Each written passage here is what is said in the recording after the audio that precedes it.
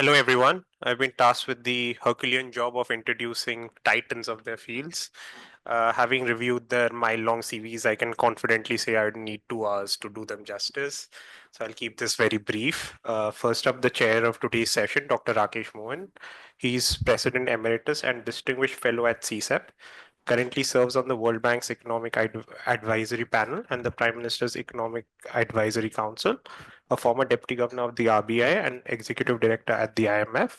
Dr. Mohan has played a pivotal role in shaping India's economic reforms. He holds degrees from Imperial College, Yale, and Princeton. Our main presenter, Dr. Sanjay Kathuria, is a visiting senior fellow at CSEP, and I must add, even more importantly, my supervisor. With over 40 years of experience, he's a leading thinker on South Asia's economic development, covering diverse issues. He co-founded the Trade Sentinel, teaches at Ashoka University, and is affiliated with institutions like NUS and the Wilson Center. A former World Bank lead economist, he holds degrees from Oxford, Delhi School of Economics, and St. Stephen's. His book, The Future of South Asia, is currently in the works.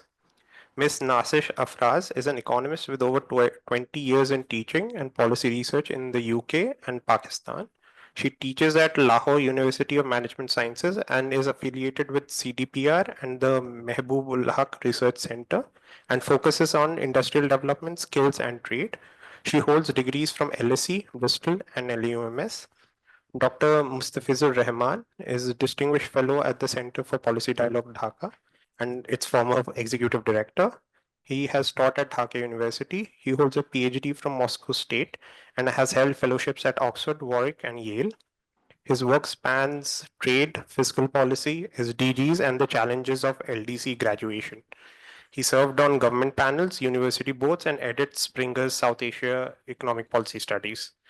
Mr. Anushka Wijesinha is an economist with cross-sectoral experience. He co-founded the Center for a Smart Future and sits on the Central Bank of Sri Lanka's governing board. He has consulted across Asia, held board roles at banks and insurers, and advises on innovation, exports, and FDI. He studied at UCL and Leeds and is affiliated with Harvard Kennedy School. Finally, Dr. Bornali Bhandari, professor at NCAER, specializes in international economics and macroeconomics with a focus on globalization's development and impacts. Her research spans industry, skilling, infrastructure, FDI, and G20 issues. She also oversees NCAER's business expectation surveys. Dr. Bhandari holds a PhD in economics from the University of Oregon. Thank you. So,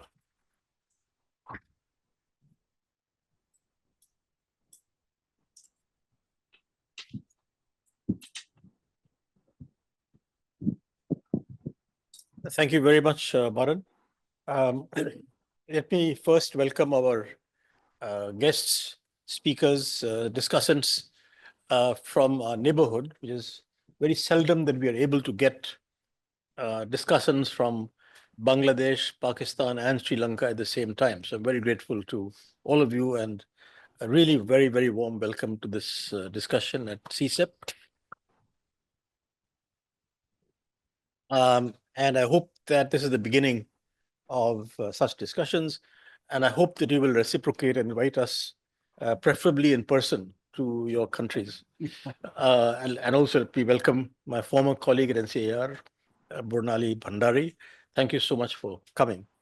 So I just want to take a few minutes to introduce the topic and hopefully make life a little difficult for Sanjay.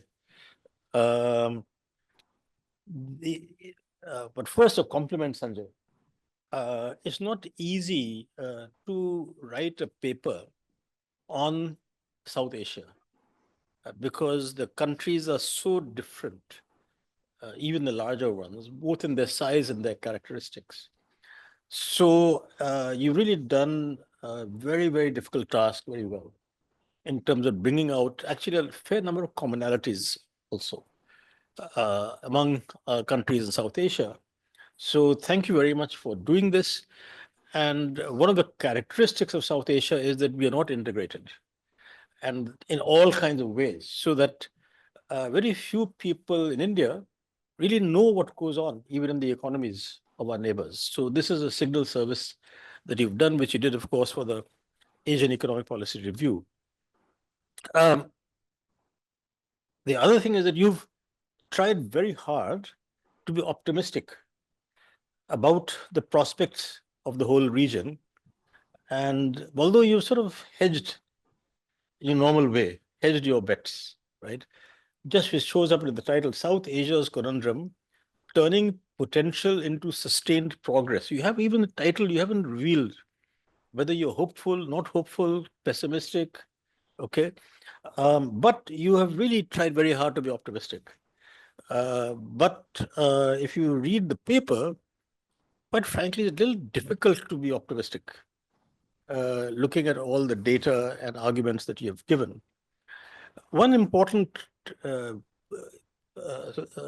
possible potential reason for being optimistic is just the size of the population of South Asia, which comes to about 2 billion. Okay. And of course, India is about 1.4, so is China. But then if you include the population of ASEAN and other plus 3, you're really talking about something like 4 to 4.5 billion people in the whole wider region, actually. And therefore, if indeed we are able to harness potential human capital, there's no reason why Asia as a whole should not be dominating the world. And the objective is not to dominate, the objective is for us to be better off, right? So I think that's a very interesting point that you've made in the paper. Within that, although as you've documented, a common feature of all our countries is the poor state of human capital relative to other countries in Asia. However, there's been significant improvement in almost all features in human capital in this century, since the turn of this century. And I would ask Professor Nazish, Afraz, to perhaps reflect on this a little bit in your comments on why that progress has been lower than the neighboring countries in Pakistan, which is a bit distressing. So there is, in some sense, that if we can harness this potential, because the human capital is improving, even though it's low level, but it's improving a lot over the last 25 years, that there is some prospect of hope. Also, the region is characterized by low labor force participation of women all across, but again, different levels of different countries. Now, one conundrum, in some sense, which you have posed, which is, as you may know, has been something that's been bothering me all the time the last number of years, is why our region, South Asia region, has not reaped the benefits of being of our proximity, benefits of our proximity to East Asia over the last so many years, 50 years, 20 years, whatever you take. Right? All indicators for the future, that is 20, 25 years, suggest that the Asian growth as a whole, including East Asia and South Asia, the growth in demand will be higher than everywhere else, and certainly higher than Europe and the Americas combined. And so in that sense, I think that your paper is very timely, that this is a real opportunity we need to take. And the question for you is, what is your thinking? Will this happen for the region as a whole, not just for India? And within that, of course, as you pointed out, within South Asia, maybe partly because of ourselves, that is the least integrated sub-region in the world as far as trade is concerned, and everything else, as I said right at the beginning. You wrote this about a year and a half back or thereabouts. But lots of things have changed in our neighboring countries politically in the last 1.5 years. That is in Bangladesh, in Sri Lanka, and Pakistan, a lot of political instability, changes in governments, etc. And the question is that as you've said, that the South Asia region as a whole exhibited higher growth than almost any other region, growth rates, that is. what, 20 years or so, for 2000 to 2020, thereabouts, something like that? Yeah. Yeah. 15 years. So the question is, will that again happen, given the more recent political disruptions? And of course, it is the case that each of these countries, Bangladesh, Sri Lanka, Pakistan, plus Nepal, are all under IMF programs at present, which demonstrates their macroeconomic instability. Also, that as you pointed out, that the number of IMF programs that Pakistan has had through its existence is just one greater than the IMF programs that Argentina has had. I don't know if those are records or not, if the other I countries. think Pakistan is a record, 25. So, pardon me, Professor Afraz, but we'd like your views on this. And in that sense, India looks like an island of stability in the region. And in that sense, it's incumbent on us to help, or help may be the wrong word, but to facilitate the growth in the rest of the region. Finally, you do need to answer your own question of, which I started with: will the region fulfill its potential in the say the first half of this century? Since I'm sure I will not be around in the second half, I'm not interested. So the first half, at least, should be around for some part of it. Also, the impact of the current geopolitical turmoil is only 3 months old. Will this have a lasting impact on our region? Or will the relatively low trade GDP ratio actually protect us from some of the turmoil that is happening or will happen because of Mr. Trump? So, will our low trade GDP ratios prove to be a blessing in this environment? I just taken up exactly 10 minutes, so I shall now retire. And all yours, Sanjay. Thank you.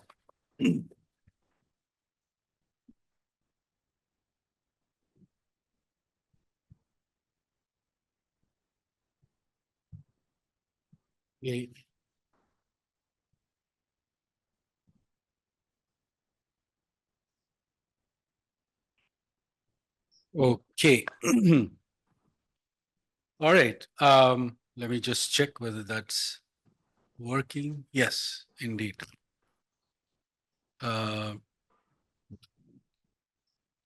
Okay, very good. So thank you very much, Rakesh, for that very interesting and challenging opening remarks. And I would also like to add my thanks and welcome to all our friends from South Asia. It is, I think, quite unique and rare to have our friends speak together. So I'm very happy that you've accepted and are here to share your thoughts on this on the growth stories of the different countries. So I am Rakesh has many questions, and I hope some of them you will get some answers to in the course of the presentation. And if I haven't, then I'm sure Rakesh will challenge me again to answer them towards in the discussion phase. But one thing that I am accused of always is being an optimist. I guess they say that, and I teach a course on South Asia in Ashoka University. Also, I've taught it at Georgetown, and I guess you can't teach a course on South Asia without being optimistic. It has to inform. It has to inform you, especially on the fact that we don't work well enough together, as Rakesh started to say. So let me dive into the presentation, and then I'll try to round up with some remarks, which there's some questions that Rakesh asked. So the outline for today is we'll talk a little bit about. So this paper was done, completed, handed in about just before the monsoon revolution last year, and I made revisions and all that. So it's about now about 8 months or so since I handed it in.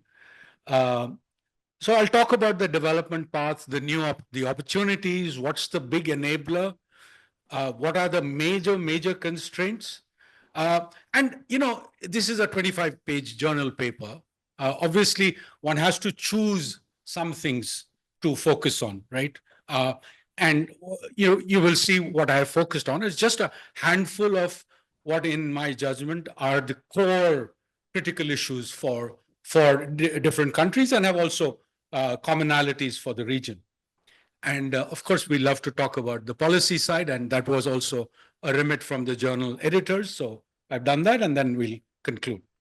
Okay, so South Asia, like India, was called a land of potential for so many years. And one of the jokes was that it remains a land of potential, right? So it hasn't really gone to fulfilling its potential. Now, we know that it's almost like the wasted opportunities. I would say, a la Latin America, where they had the wasted decades of the 80s decade. I would say, really, basically until the late 1980s, South Asia, and after independence, the countries, there were the wasted decades of development. So we saw a share, South Asia as a whole, we saw a share in global GDP go down. This started to change in the decade of the 90s. And South Asia really re-emerged. And then since then, actually, it's been pretty remarkable. If you look, between 1990 and 2022, South Asia's share in GDP, global GDP, at in PPP terms, has actually more than doubled. So 4.3 to about now 9.3% today. Actually, the latest data may be 9.6%. Okay, so there are new opportunities that have emerged. So there are some tailwinds geopolitically, but there is also this geoeconomic fragmentation, right? Which is, while it is providing opportunities, but there are also challenges. So the question is, although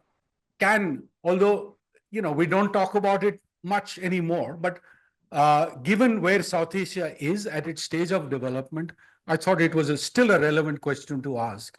Can South Asia follow an export-oriented path to development, right? Despite all the troubles in the world on trade. But I still think this is a relevant question. I'm happy to take this up further in Q&As. So my focus is on the supply side of that question, not so much whether there is enough demand in the world. As Rakesh started saying, there is enough demand if you just look at Asia and where Asia has to develop. And the growth of poor countries in Asia, it's not just South Asia, the growing middle class. So demand, I think, is not a substantive argument against South Asia following an export-led model. My core concerns for South Asia are to do on the supply side. And that is what the rest of the presentation will focus on. And what's the key enabler? It's the demographic dividend, of course. But it is not an automatic convergence, right? Automatic convergence will not get us quickly enough, fast enough, may never get us there. Yes, you will get some growth because you're so poor. So that's the force of economic convergence. But if it's a business as usual, who knows when will we ever get out of that middle income trap? Probably not, if it is business as usual. So to benefit from China plus one and China plus many, as TG, my colleague, says, grow faster, we will need attention to some of the core constraints that I'm going to talk about. So the remittances are a reflection of the demographic dividend, right? So South Asia is the world's largest supplier of labor skills, right, to the world, and in many different ways. Even in the United Nations peacekeeping, we are also the biggest supplier out there. But what it shows that countries such as Nepal have, in fact, a share of remittances which are 23% of its economy, right? You cannot imagine that this will not be hurtful. Yes, on the one hand, it helps your balance of payments. But on the other hand, you can imagine all the downsides to that, right? The lack of jobs at home. When somebody wants to put up an industry in Nepal, there's nobody to work. There are no skills out there, right? So the lack of jobs. Sanjay, but there's something wrong with the 2022 column. Just with that column. Yeah, so just take a note, doesn't matter. Okay. Look at the last column. Okay. Right. Yeah. So the point here is that there is a very high share of remittances in GDP. And out of the countries we are studying, it's very high for in Pakistan it's 8%, in Bangladesh it's 5, it's 4.5, 5. I think it's a bit higher than that. India is 3.5%. Sri Lanka 5%, but Nepal is the standout, and then that's a double-edged sword, really. For development, because of course for the reasons of the exchange rate, the reflection that there are no jobs at home. So what are the challenges to the realization of this demographic dividend? And this is where I go into the individual stories. So the first biggest challenge, and this is something that has surfaced, it wasn't, so South Asia was not supposed to be Latin America, right, in terms of macroeconomic instability. So the first challenge for South Asia now is to restore macroeconomic stability, which is necessary but not sufficient for growth. We had a Sri Lankan external debt default in April 2022. Pakistan continues to remain in crisis despite not having defaulted, but it is a near default situation, according to me. 25 visits to the IMF. And then there are, so the underlying issues, the commonalities between Pakistan and Sri Lanka have to do with very poor trade performance, what we call an anti-export trade bias, the problem of cronyism and related very low taxation, and then recourse to borrowing. Either it's absolutely necessary, or sometimes when construction sprees happen, as in the post-war spree in Sri Lanka, post-Civil War spree. Bangladesh and Nepal today have precautionary IMF programs. In Bangladesh, it happened to be foresight, because then, they had the monsoon revolution of August last year. And it turns out, this was a very good thing to have done, because it really helped the stabilization of Bangladesh. But I hope to hear more from Mustafizur on that. On India's side, it has been stable, more or less, in terms of debt to GDP for the last 20-odd years, despite high deficits. And the secret sauce there is the very high growth, relatively high growth that India's had, so keeping the debt to GDP stable. Protectionism, unfortunately, a common thread across South Asia, both within, towards each other, and across to the rest of the world, right? So here I do want to compare, and I think it's makes a lot of sense, and it tells you a lot about comparing peak trade to GDP ratios in the region in East Asia and compare those with South Asia. It's very, very telling. And I might need to go closer to that. So I'm going to switch this off. Yeah. You hear me? Okay. So if you look at peak trade to GDP ratios, right? Pakistan peaked in 1996. This was even, before the boom, just at the start of the hyper-globalization, and Sri Lanka in 2000, right? So you, in a sense, lost out on all of the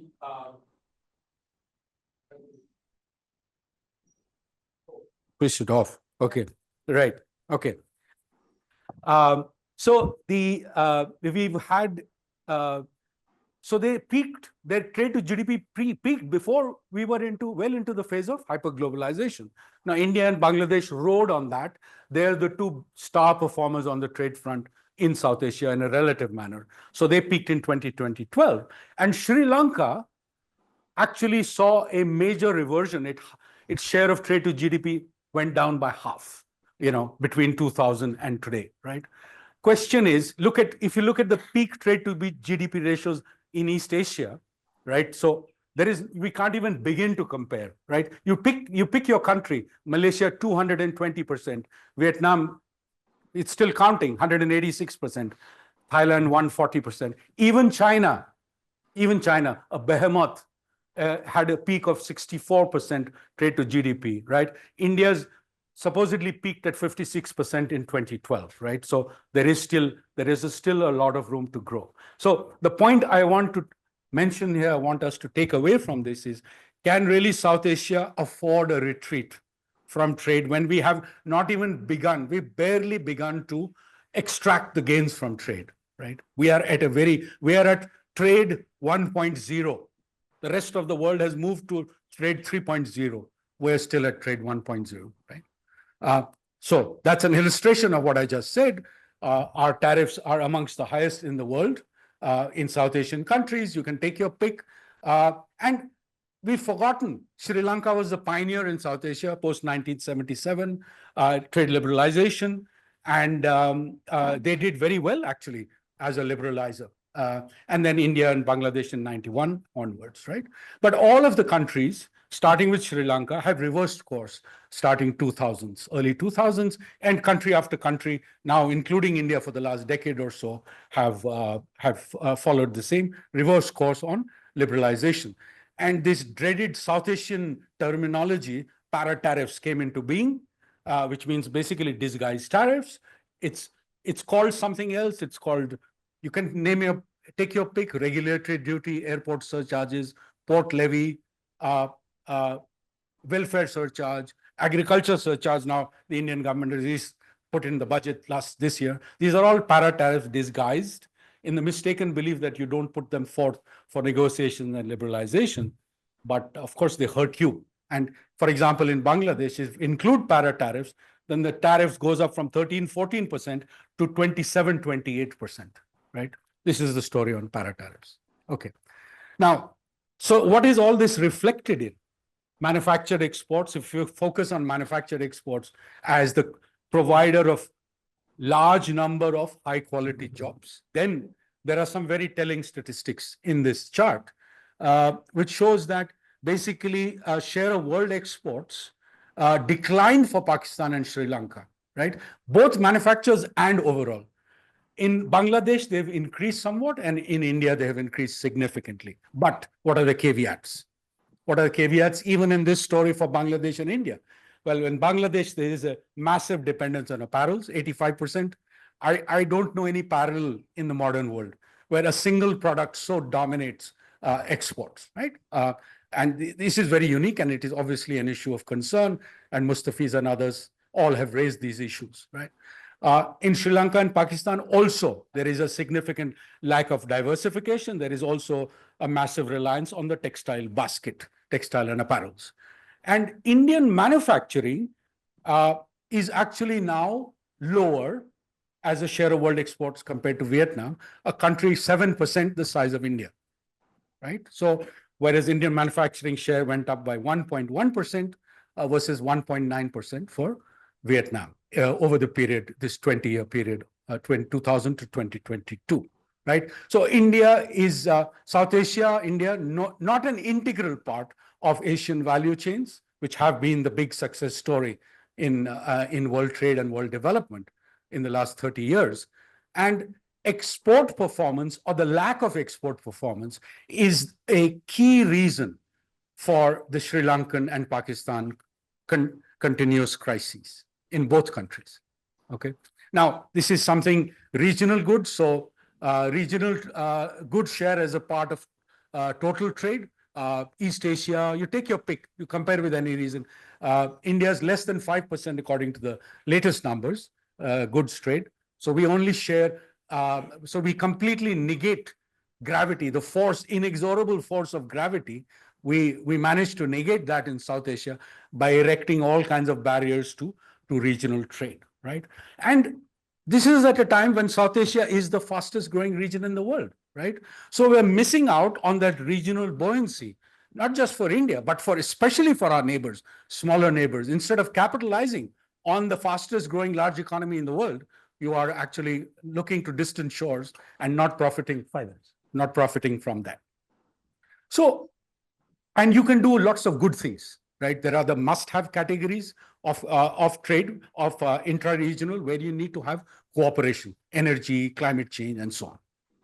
Okay, I think the quality of human capital is, from my analysis, from my reading, I have found this is unfortunately the biggest issue for sustainable and inclusive growth in the region, right? So Bangladesh seems to have regressed over the 3-year period of the data. in China, you compare the data, right? So India, 7.16 years of schooling compared to 9.3 in China and 11 years in Vietnam, right? This is combined with extremely worrisome stunting rates, right? Which means basically too short for your age. And this is a huge failing of the state in all our countries. But India is 36%, Pakistan 38%, and even Sri Lanka, which is doing very well, but it is still significantly higher. And China, the stunting is remarkable, actually. It's less than 5%. So they've got their human development story, it seems to be very strong there. And it is a very stark reminder. Despite what Rakesh said about human capital having improved, but this is a very stark reminder that we have a very bleak stock problem, but we also have a very bleak flow problem. We don't seem to be addressing that issue of stunting, which then affects the flow, and intergenerational mobility, which is the lowest again in South Asia, according to a very nice World Bank study of 2023. Then there's an issue of here is the quality of human capital, but many people, I was shocked actually when looking at these numbers. South Asia has 2 billion people, China has 1.4 billion people. You would think that we would be dwarfing China in terms of numbers in the labor force. Not so.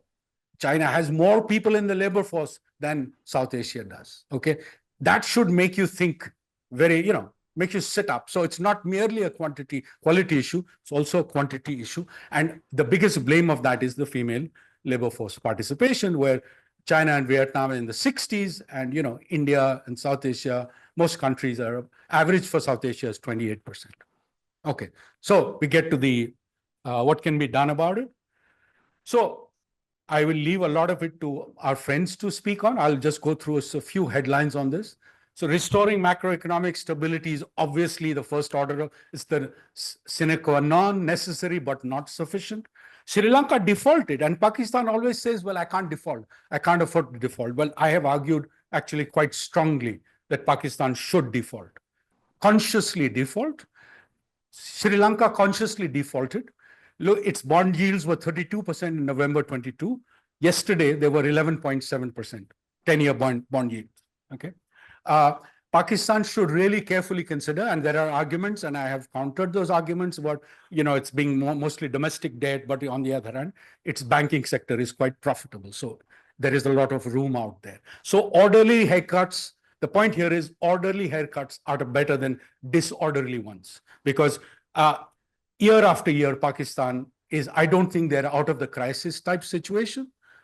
So I think I would certainly say the external financing needs are simply enormous, $125 billion over the next 5 years. And it is, it's an order of magnitude much higher than they earn through exports and their reserves are.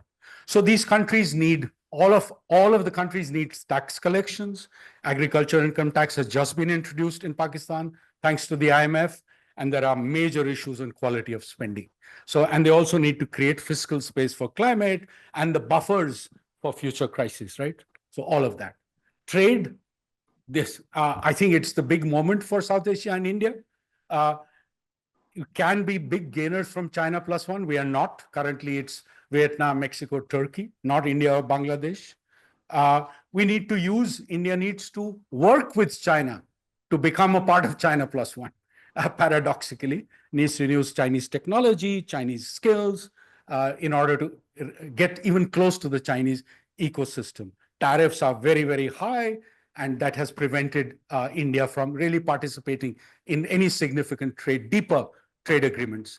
And all the countries, especially Bangladesh, Sri Lanka, and Pakistan, needs to diversify, reduce their anti-export bias, and so on. And Pakistan is now being asked by the IMF, I just saw it yesterday or 2 days ago, by the IMF to reduce its tariffs. I will be very interested to see how this plays out in the future.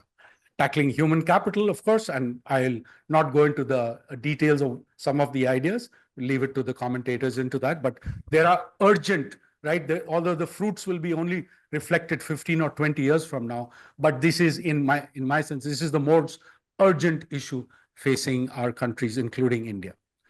digitization. Hopefully, Bornali will speak to that. So, using India's digitalization to leapfrog, I think there is a lot the region can learn. And my final thoughts on this are that we are the fastest growing region in the world, but the vulnerabilities are rising relating to the macroeconomy, climate, and geoeconomic fragmentation, right? We've got so many success stories, but potential is and a sense of wasted opportunities, right? And in Bangladesh, it has overtaken Pakistan, but now it is facing more challenges. Its banking sector crisis has been recognized thanks to a new governor, Ehsan Mansour. We will need, but it needs more trade and tax reforms. And like both the other countries, it also has strong vested interests. How will the new elected government tackle these core economic challenges will be a major something that we will be very keenly watching. In the case of Sri Lanka and Pakistan, it's back to the drawing board in terms of the macro, right? Especially Pakistan, because at least Sri Lanka has an IMF program where it is starting to address the core issues, whereas Pakistan, I am afraid, even though there is an IMF program, there is no default and there's no addressing the core issues because there's an elitism that prevails in Pakistan like in no other place. It's been called the 1% economy and so on by the former finance minister. So how to get geoeconomics to trump geopolitics in Pakistan, I think this is the core question, as some former army chiefs have talked about. Finally, in India, how can it get to, I think there is a steady state rate of growth, which is 6 to 6.5%, but how do you get to 7 to 8%? I think that requires more effort, and that requires effort on education, health and stunting, tariffs, very importantly, and on getting women into the labor force, right? And my final point, Rakesh, is on regional integration, right? I believe it is very much suitable for a discussion even on the macroeconomy of South Asia because I study both issues. And I think it's a low-hanging fruit for development of South Asia. Regional integration, India, of course, has to lead that process, but countries have to respond and shed their ambivalence to trade. Ambivalence is probably a kind word, right? To trade in general and regional trade in particular.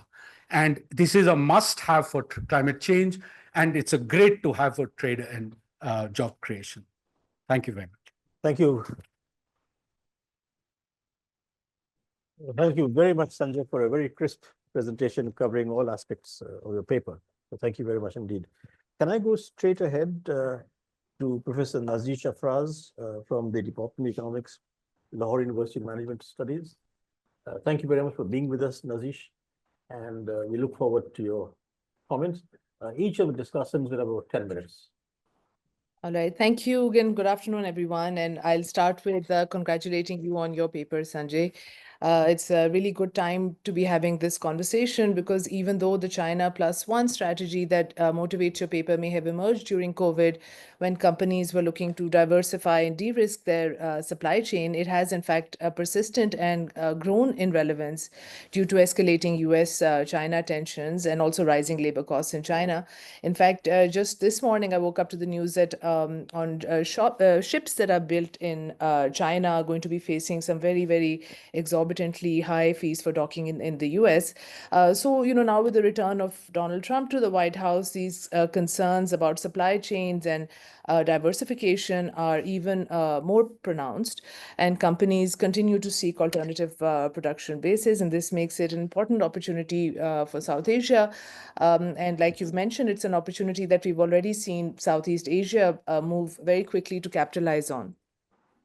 Now, Sanjay, your paper very carefully outlines how each of the South Asian countries is positioned and the specific challenges we face. So I'm going to use, my couple of minutes today to build on that by focusing on the one factor that unites all of our countries and our shared regional context, which actually contrasts very directly with Southeast Asia, which is that South Asia is one of the least integrated regions in the world. And this has very important implications, not just for our ability to leverage the China +1 or China plus many, but for global value chain participation sort of more broadly. Now, if you look at Southeast Asia, because of their regional integration and crowned especially as it is by RCEP, their Regional Comprehensive Economic Partnership, these ASEAN countries are not only low cost and they're political stable, and you've documented in your presentation some of their very high human, development, indicators also. But on top of all of that, they're also very deeply connected. And this regional integration enables them tariff-free access to intermediate goods within themselves, coordinated logistics systems, and increasingly, harmonized regulations. And, these firms find that region very attractive because they can distribute production across multiple countries, and while still having standardized rules of origin and a single certificate, they can source their intermediate goods from a diverse set of countries with short delivery times, low transaction costs, and there's that predictable regulatory framework and dispute resolution really gives them a lot of confidence when it's coming to investment. And these are the factors that have been critical to countries like Vietnam, Thailand, Cambodia, and Malaysia. These are the countries that have really captured the benefits of the China plus one pivot. So they offer the cheap labor of South Asia, but with it, it's the functioning FTAs, the integrated markets, and the lower barriers to trade. And in contrast, of course, South Asia is the polar opposite, and you've shown us some of the tariffs. And I mean, our poor regional integration and at times actually openly adversarial political relationships make it nearly impossible to imagine setting up regional supply chains or multi-country, production hubs for South Asia as a whole. And I say nearly, but not actually impossible, because of course it's imaginable, right? It hasn't always been disconnected. Historically, there have been periods when our region has functioned as a connector and a hub, and it still holds this potential. And Sanjay, I know I've read your work on this previously, and I myself have written on the potential benefits to cooperation of in trade, energy, water management, and increasingly climate resilience. And I'm not going to go into detail here because they're all well documented, but just to underline the economic rationale that regional integration could provide all of us with cheaper imports, more reliable energy, greater resilience, and that makes us all more competitive individually, but also more attractive as a region collectively. And I mean, in fact, we have, as I said, we've quantified those benefits, but even without the numbers, we can observe that the ongoing indirect and informal trade that persists despite all of these official restrictions is happening, but it happens at a higher cost with longer timelines and without the scale advantages that formal trade could offer. So, we've voluntarily raised the cost of participation in global markets for ourselves and for each other. And the bottom line, of course, is that we're missing out, not just economically, but also strategically. And that while ASEAN countries are being woven into this next generation of global supply chains, we're continuing to choose fragmentation. And for Pakistan, I mean, of course, just hearing your slide and seeing that comparison with the rest of South Asia, it's very disappointing to be the outlier. And there are many sort of causes for this. We've not been able to address structural issues. I think we are rescued perhaps too quickly and too frequently by IMF. I think the IMF decisions are also made. I think are more foreign office related than economics related. And so it allows the can to be kicked down the road. Our investment to GDP, export to GDP ratios have been in long-term decline. You asked about education. Well, we are, contributing just 2.2% of our GDP to education. So, we're not spending enough money on it. And we've got structural problems that have left us reliant on this kind of IMF programs because we're not, generating enough revenue. We have a lot of bleed on the revenue that we are generating through our state-owned enterprises. So there's a lot that we need to do domestically. You've talked about some of it. Macroeconomic stability looks like it's somewhat stabilizing now, but we have a long way to go. We need to invest in human capital, reduce policy unpredictability. There's a lot of elite capture, and But the point, so there is a lot of work that we need to do, a lot of homework that we need to do internally. But the point I want to make here, and taking advantage of the fact that we have countries across the region represented here today, that our external regional environment doesn't make any of this easier. We're diverting very scarce public resources into defense expenditure rather than investing it in the infrastructure, the human development, the industrial capacity that we need to lift our populations out of poverty. And this applies to Pakistan, but not just to Pakistan. You saw the stunting rates, and stunting, by the way, as I understand it, it's not just height. Stunting is also mental stunting. It is stunting of your, the way that your body develops, which actually is very unfortunate repercussions for our ability to absorb any further, human capital also. So yeah, so an uncooperative neighborhood, carries a cost which is borne by this impoverished population that remains sort of under invested in. So, if you're serious about leveraging the reforms that Sanjay has laid out so carefully for each of the South Asian countries on competitiveness, governance, economic resilience, I think also have to be really serious about the regional conditions in which these reforms must operate. A cooperative neighborhood would amplify these gains, and an uncooperative or hostile neighborhood, even the best domestic efforts, may fall short. I'll end here with this invitation to rethink regional cooperation in the context of China Plus One specifically, but also global value chains in general. And thank you, CSEP, for inviting me, and Sanjay for opening up this essential conversation. And happy to discuss more in the conversation that follows. Thank you. Thank you. Thank you very much, Nazish. What is also remarkable is some of the similarities. But I'll give you one very peculiar similarity between India and Pakistan, which is that of all the prisoners that we have languishing in jails, 75% are under trials. That is, they have never been convicted. The most odd thing is that Pakistan is the same percentage of under trial. The second coincidence is that both Pakistan and India, even if you include the under trials, we have among the lowest proportions of people in jail as a proportion of our population. So as I say, either we are all Pakistani Indian citizens are very law abiding, or that they never get caught. And if they do get caught, they never get convicted. No, absolutely. And one thing, but very quickly, I'll add one more thing. I'm looking at agricultural income tax right now, and I'm looking at the structures. How have we come to be in this situation? And a lot of it has to do with the colonial history also, right? That how those institutions were set up. But there's only a limit beyond which you can't blame them anymore, because we've had the countries to ourselves for a very, very long time now. So yeah, absolutely. I mean, these things I think they've been a long time coming, and yeah, a lot of work left to be done. Thank you. Thank you, Nazish. If I can now ask Professor Mustafizur Rahman, Distinguished Fellow from the Center for Policy Dialogue in Dhaka. Thank you. Good afternoon. Thank you, Rakesh ji. Thank you, CSEP, for having me for this discussion.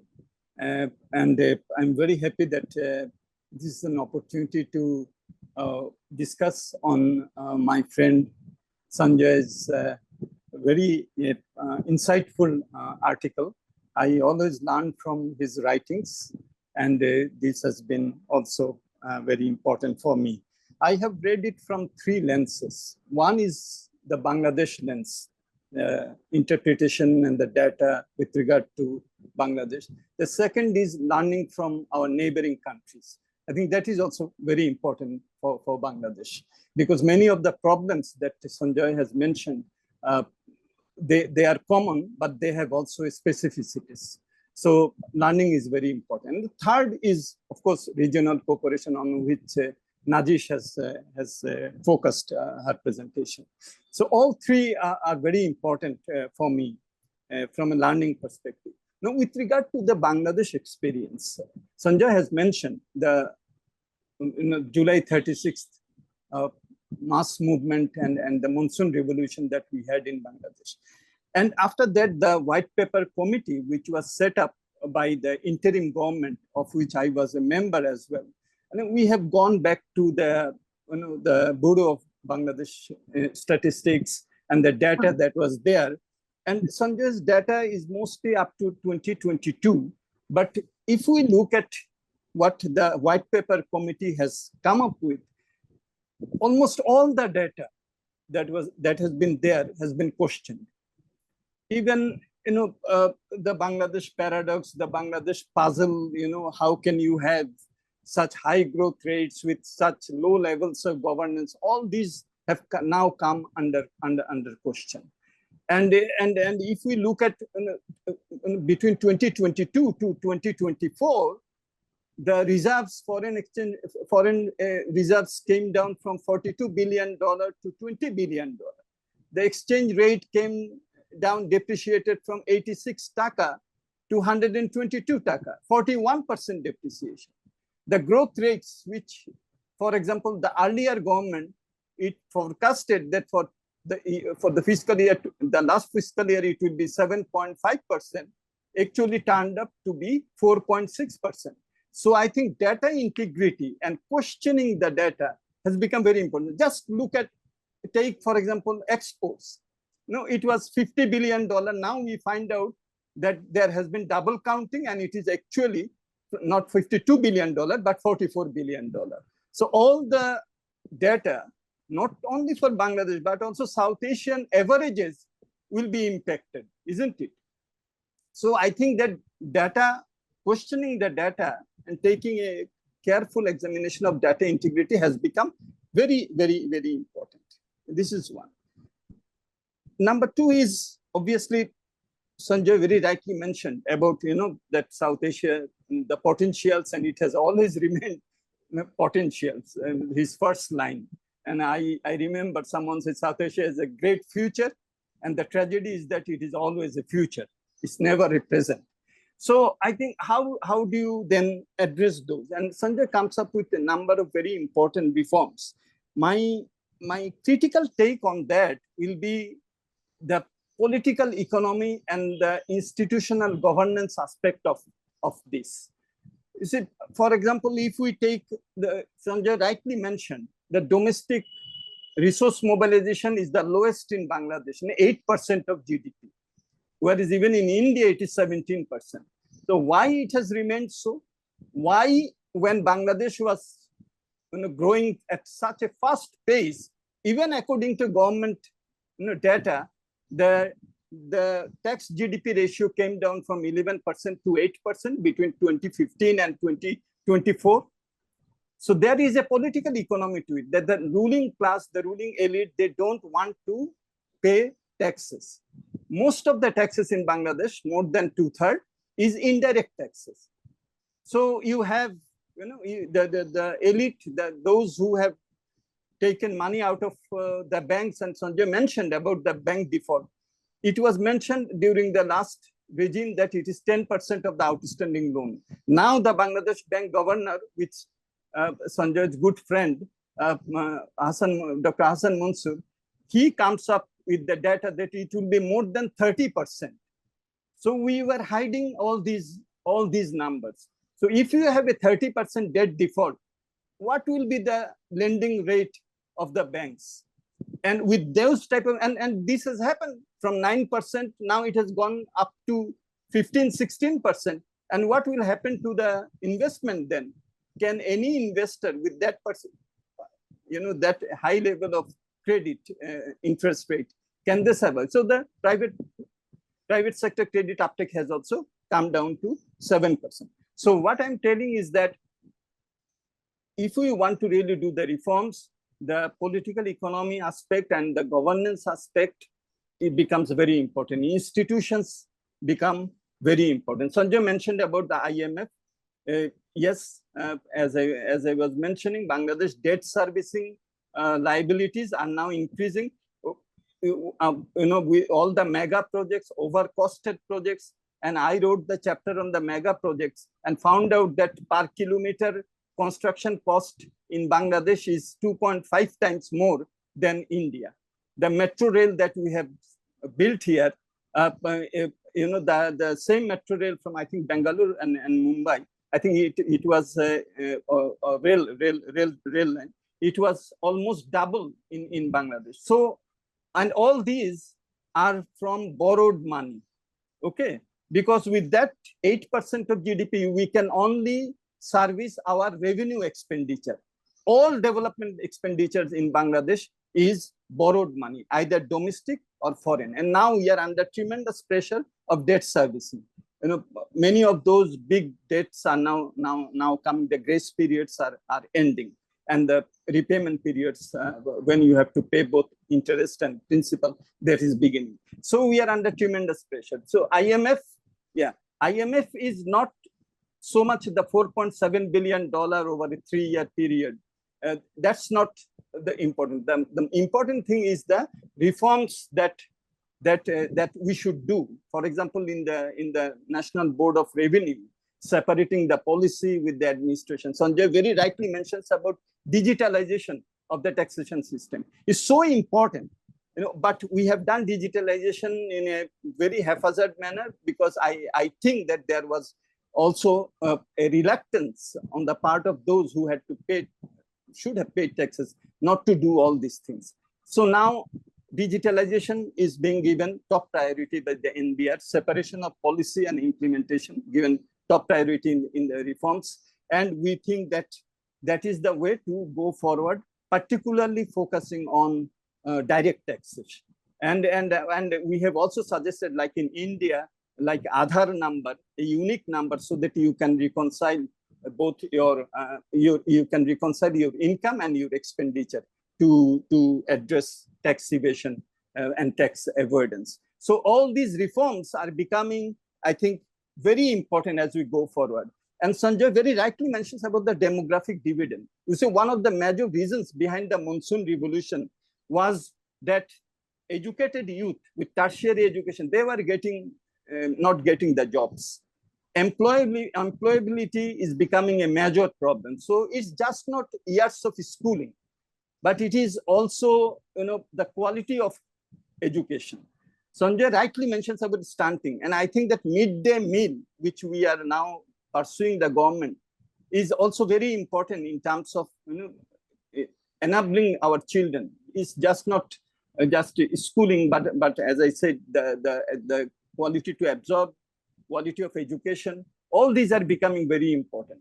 In the context of fourth industrial revolution, in the context of the emerging jobs market, in Bangladesh, many foreigners are working because our own education system cannot meet the demands of the job market. So all these are becoming very important. In that context, and Sanjay has not, and Sanjay mentioned that this is just a journal article. He has written extensively on regional cooperation, and Nazish has been very right. And there, I think that we have enormous opportunities. Unfortunately, there also, I haven't heard about BIMSTEC. The summit is taking place, sixth summit is taking place only on 4th of April. So BIMSTEC is another opportunity for most of our countries. I think there also we see the same problem which we faced in SAARC and in the context of SAFTA. BIMSTEC free trade agreement, the framework was signed in 2004, and this is 2025. We haven't been able to finish our FTA negotiations. You see, so I think that here also we see the footprints of our reluctance to take bold steps to realize our potentials. If we can triangulate our transport connectivities, our investment connectivities and trade connectivities, I think that is the way to go forward. Within our own countries, there has been a lot of investment in connectivities. Now the issue is to connect the dots. Where is the single window? Where is the interoperability of the systems along the border? Trade facilitation, logistics facilitation. All these will enable us to translate our comparative advantages into competitive advantage. But there, the political leadership, I don't see. And there has been mentioned that India should take the lead. I also think that India is in a position to really drive this type of regional cooperation. We are now importing 10% of our electricity from India. We are now importing 40 megawatts. This is just the beginning from Nepal via the Indian grid. So these are the ways in which really, to build up your capacities. India imports more than $700 billion every year.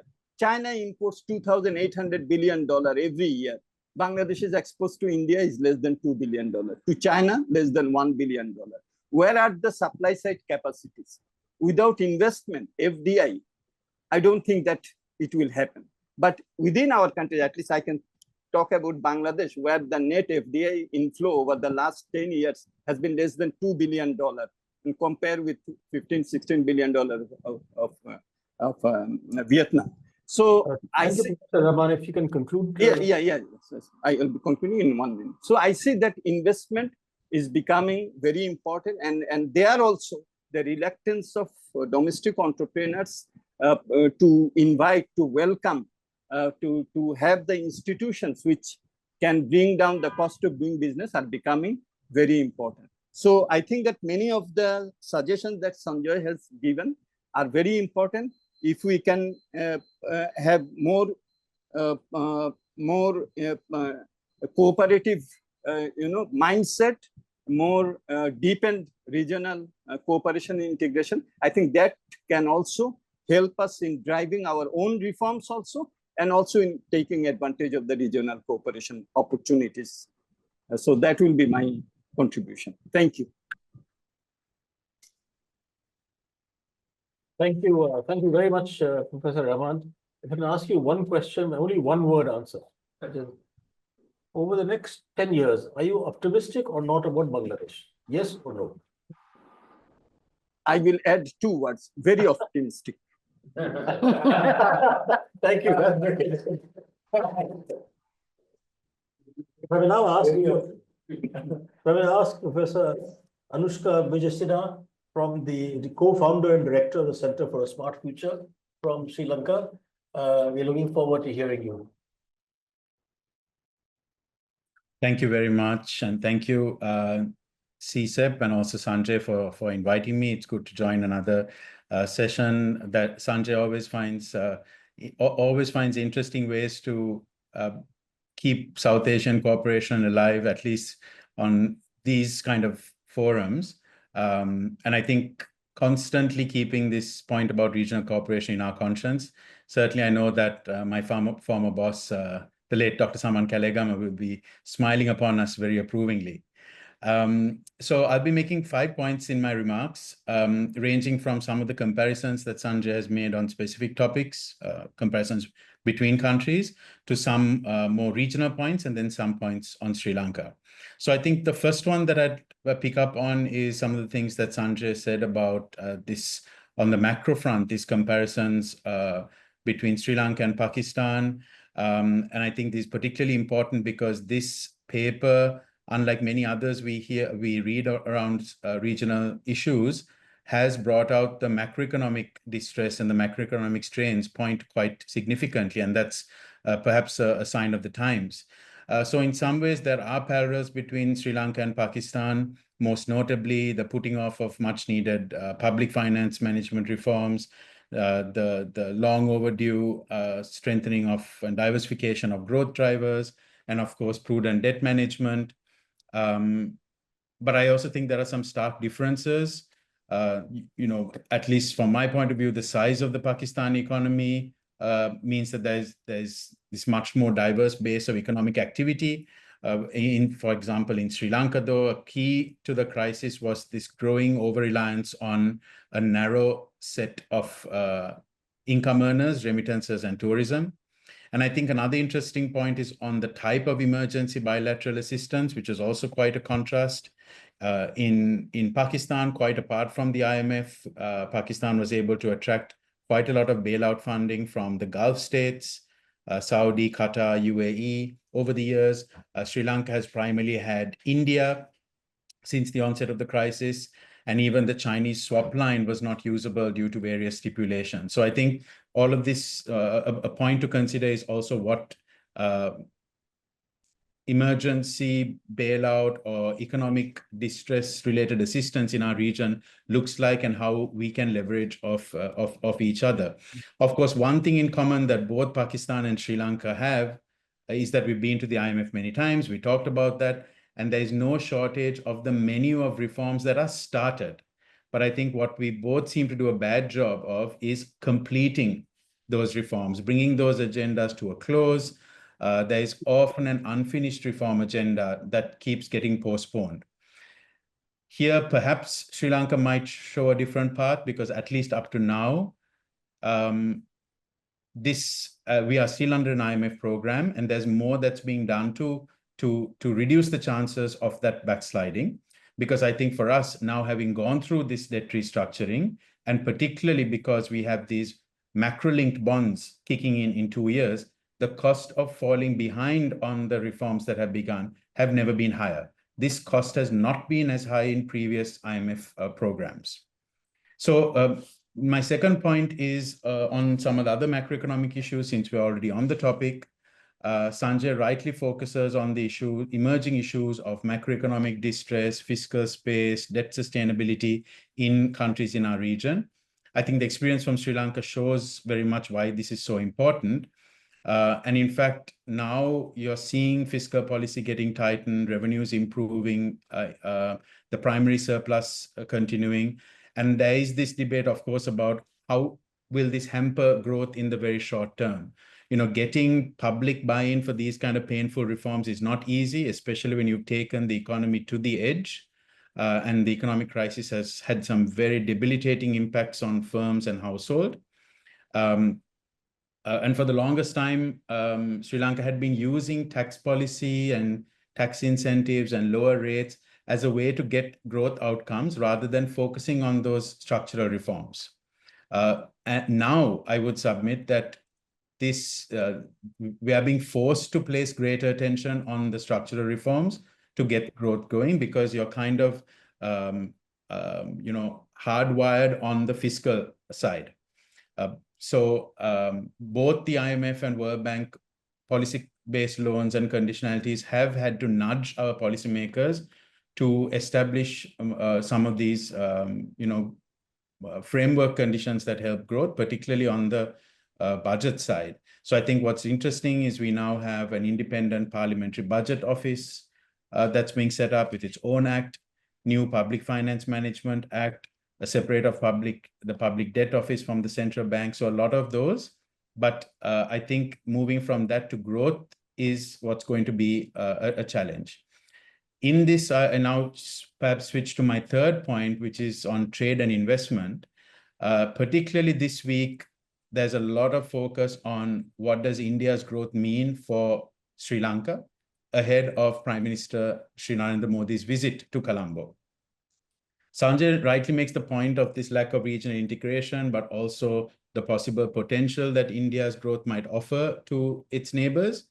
But I think in countries like ours, there is still no clear view on this. So India's focus on Make in India and this aggressive industrial policy drive has left questions about how smaller countries in the region, like Sri Lanka, could or couldn't latch on. So some believe that there are opportunities for Sri Lanka to latch on selected supply chains, selected intra-industry trade, perhaps, for instance, in automobile parts and components. While others believe that this is too difficult, India's focus is increasingly on greater value capture at home. And therefore, the main channel is perhaps through tapping into the consumer goods space. Sanjay was also part of a forum last week, remotely, joining on a forum on how to tap into India. And I think you remember there was a lot of focus on how to tap into this large and growing consumer market, the middle class. Already Sri Lankan brands have made good headway in India and indeed in Bangladesh, actually. Confectionery, processed meat products, beauty and wellness products, tourism services, and so on. So perhaps this points to the need for that integration might need to be more on the consumer side, perhaps, And even then, exporters would need to focus on brand building in order to succeed in the Indian consumer market. And I think all of this is now so relevant because for countries like Bangladesh and Sri Lanka, our traditional and long enjoyed markets of US and Europe are in doubt. It's going through significant changes, and perhaps there's no better time for us to look at where else we would be selling. And of course, the region offers that big middle class opportunity. My fourth point is picking up on human capital and specifically about movement of people, which I don't think we touched on today too much, but Sanjay does mention it briefly in the paper. We would really need to embrace this point. And of course, this veers beyond the economics to political economic considerations, not just trade policy ones, is the movement of workers and talent across our countries. I would argue that Sri Lanka's recent boom in real estate development, high-rises, hotels, mixed property, particularly in Colombo, would not have been possible without significant numbers of construction workers coming from Nepal, from India, and from Bangladesh. And these have happened in a very organized manner where there were transparent regimes for hiring foreign workers based on a ratio for Board of Investment registered companies. And I guess we would need to consider other sectors where this would be needed, particularly in services sectors. I think Mode 3 and movement linked to investment is something that we often shied away from, at least in Sri Lanka. And I think this is an important area to focus on, even if we don't consider free movement under Mode 4. And my fifth and final point, I think, is on growth-oriented policies. And here I'm picking up on something that Sanjay speaks of towards the end of the paper, what policies our governments would pursue. He makes an important assertion, and I just want to quote this. South Asian countries could point to the recent resurgence in industrial policies in richer countries that has raised growing concerns of protectionism through subsidies. South Asia, still in the first generation of trade reform, cannot afford to emulate these kinds of policies on any significant scale, both for reasons of fiscal stability as well as long-term development. I think this is now becoming a very important consideration for countries in Sri Lanka also. Sri Lanka is not only looking at some of those industrial policies in the West, but also very keenly looking at some of the industrial policies in India. There is a growing fetishization of industrial policies without really considering what the costs are, what does it do to allocative efficiency, what's the kind of sophisticated state capabilities you need to design these schemes, where the money would come from to finance these, and so on. And especially in Sri Lanka, a new government that has taken over is very interested in the role of the state, right? So I think these fundamentals shouldn't be forgotten for some of the smaller economies in our region, not really being able to afford to do those kind of industrial policies, but really going down to the fundamentals. And here, some of the long-term trends Sanjay pointed out for Sri Lanka, for Pakistan, the anti-export bias, the decline in export to GDP, the growth of the non-tradable sector and that dominance, and what all of that played into the economic crisis, I think is very important for us to remember. And here is where I probably end by saying that the focus on prioritizing those trade reforms and the growth-oriented reforms, prioritizing FDI becomes very important for us. And I want to end with, linking to something Professor Mustafizur said about, that yes, there are so many track 2 and private sector initiatives happening on interregional trade and investment, bilateral investment promotion, and so on. But we just haven't got that high level buy-in, high level sponsorship for regional integration that our East Asian counterparts have seen, and that level of ambition around it. And I think now, when many of our traditional markets that we have integrated with in the past are so much in flux and in uncertainty, if not now, then when? I think this should really be the new impetus for our region to really look at boosting interregional trade and investment. Thank you.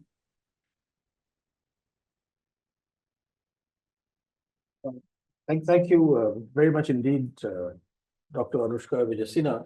As always, I have one question at the end, which is that one thing that, of course, Amartya Sen was pointing out a long time back, right? That Sri Lanka had been very good in developing human capital. Now, is that still continuing in the sense of people's attention, or that has declined? The attention, there was big distractions over the last couple of years with the economic crisis, and I would say that even though Sri Lanka has been a regional leader, we have been riding the wave of past reforms and initiatives. The crisis really saw a reversal of those hard-won gains, severe impacts on households, especially on the urban poor, scarring effects, higher malnutrition. These are not things that Sri Lanka had to consider, and it was almost a given that our human capital development was going well. I think the attention was not there over the last few years. Now with the perhaps quote unquote distraction of the debt restructuring over and done with, we're beginning to see a little more emphasis now on looking at what those scarring effects of the crisis has been on human development. But the investments are very low, especially as public finances have become so constrained. So it's going to become an issue for medium-term growth in Sri Lanka. Thank you. Thank you very much. Last, from the largest country, that is us, Dr. Bornali Bhandari from the NCAER. All yours. Thank you for inviting me here, Dr. Kathuria and Prerna. And of course, coming last means everything important has been said, so it might be a repetition of some of the key points. But I want to concentrate on India, and I think the key conundrum in India is how to get from the 6% to the 8% growth. And we have noted this trend since the days of the pandemic. And even Dr. Shadipta Mandal wrote an op-ed recently about exactly that.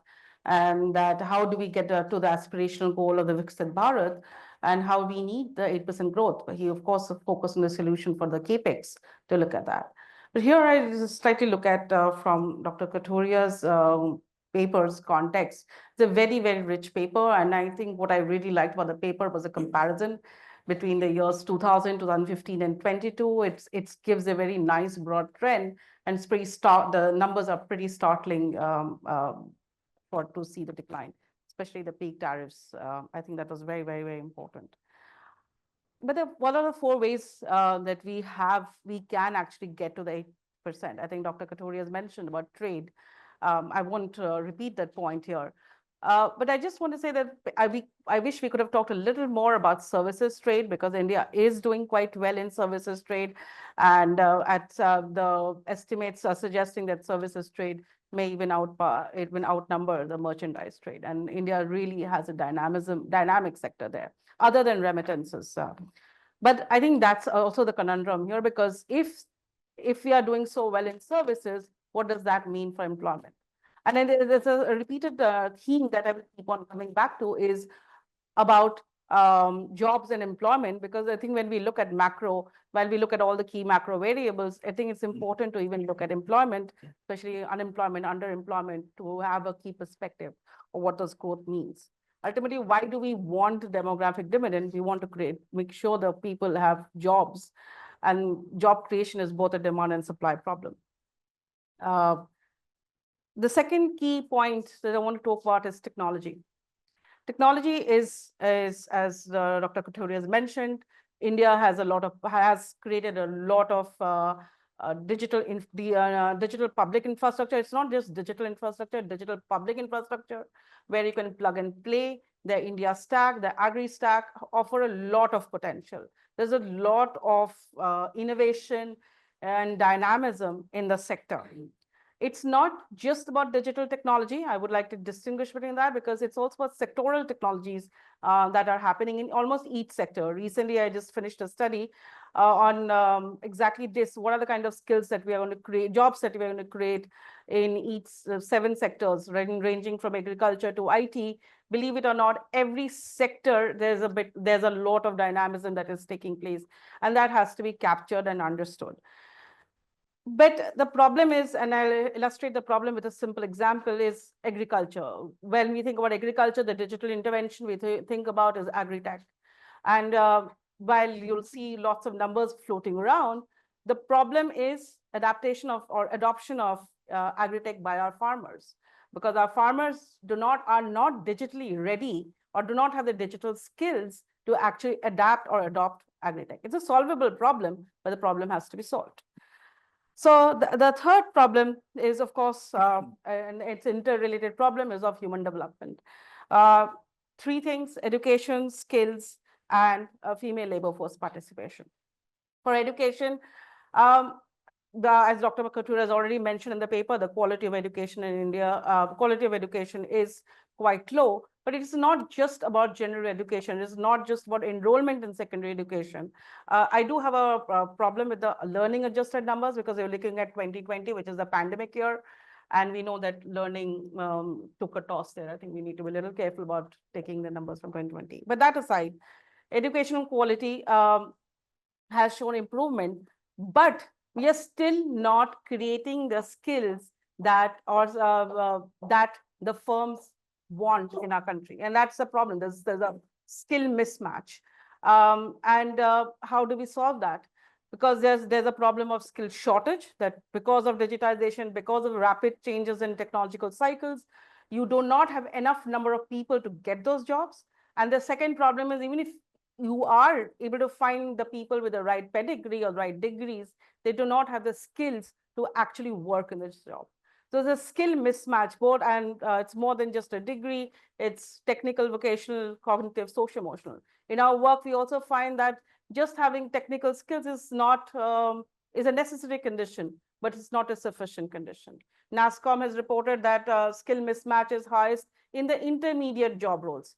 When after the first few years of experience, when you want to promote people to the next level, they do not have the communication skills, because they don't know how to translate business language, technical language into business language.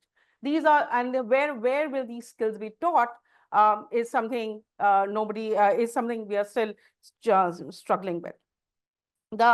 Of course, health is a very key issue. Health interventions are very important across this thing, across all the nations. And the third one is female labor force participation rate. Female labor force participation rate, my colleagues have done a lot of work on the subject. And citing from some of them is, and there's a lot of debate in India, is it just supply side? It is the socio-cultural norms. And the question is not that. The question is also about, it's about also on the demand side, where you are not creating jobs for female workers. You're not creating jobs, good quality jobs with social security near to them. Flexible work is very important. It's also about creating jobs near their homes. So you're not creating jobs for women, or not skilling them also for non-traditional job roles. And I think here I just want to be on the little more optimistic side, because what we find in our work is that technology is creating opportunities, especially like some of these sectors where you would, like in the auto sector, where you would traditionally view it as a male-dominated role on the shop floor. What we find is increased electrification or automation is creating the perception that women can get into these potential job roles. So I think this perception of the perceptions are also changing on both demand and supply sides because of technology. Of course, because of platform economies, we also find that women are working in platforms, which is also gives them the flexible jobs or gig platform work, which gives them opportunities. And the last but not least is the climate change, which is another key issue. And again, it becomes a part of technology.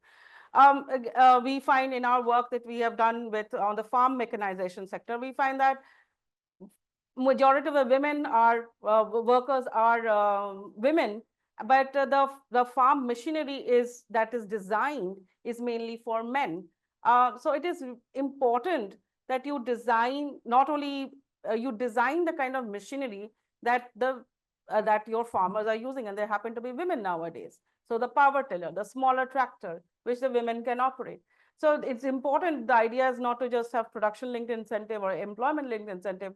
The R&D, the research and development is quite important, and that is quite lacking, When we looked at China, we find that Chinese firms are like getting a lot of subsidies, and not only the standard ones, but they also get research and development subsidies. And it's something we need to talk about, or we don't often talk about in this thing.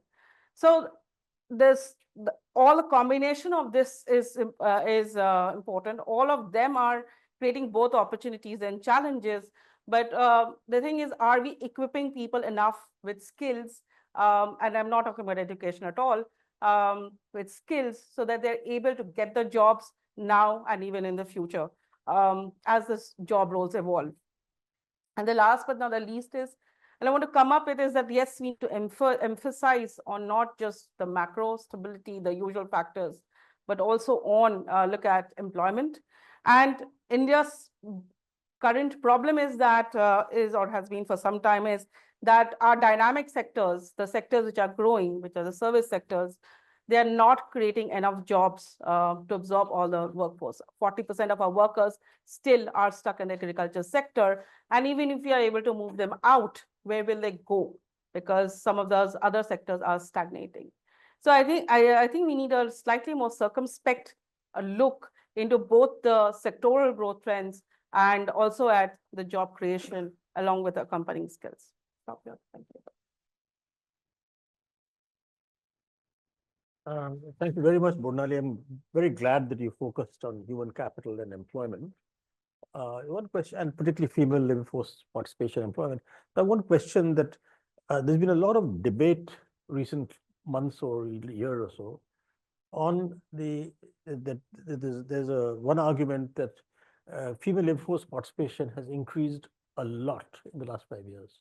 Do you agree with that from all the work that is being done at NCAER? So the results are showing that it's that female labor force participation rates are going up because due to increase in counting unpaid workers. And that's repeatedly coming out in research that these unpaid female workers that were not being counted before are being counted. And that's something, it makes everyone uncomfortable because it's a good thing it's being counted, but the problem is it's unpaid. So should we be happy about that? Thank you. So I'm only 10 minutes late in the terms of the timings given. So maybe we can go to 5:30 if there are enough questions. Floor is open. Lavish? A question for Sanjay. So you handle you address the economic problem, whereas we know the solutions are political economic. So what's the point? If I can supplement that question, right, that as we've heard, each of the countries whose representatives have spoken have had a number of IMF programs. I think one thing that is very impressive by each of the interventions is that we all know what is supposed to be done, right? So why do we go to IMF apart from the money? And is there really need for the money? In fact, there was one, I think Nazish said that IMF has been bailing Pakistan out all the time, and maybe they would have been better off if they were not bailed out. So this is just in continuation of Lavish's question on, everyone knows, in fact, what is so refreshing actually, is there was no shortage of self-criticism in each of the interventions. And so we don't need these characters from Washington now. And I'm glad I'm not working there anymore.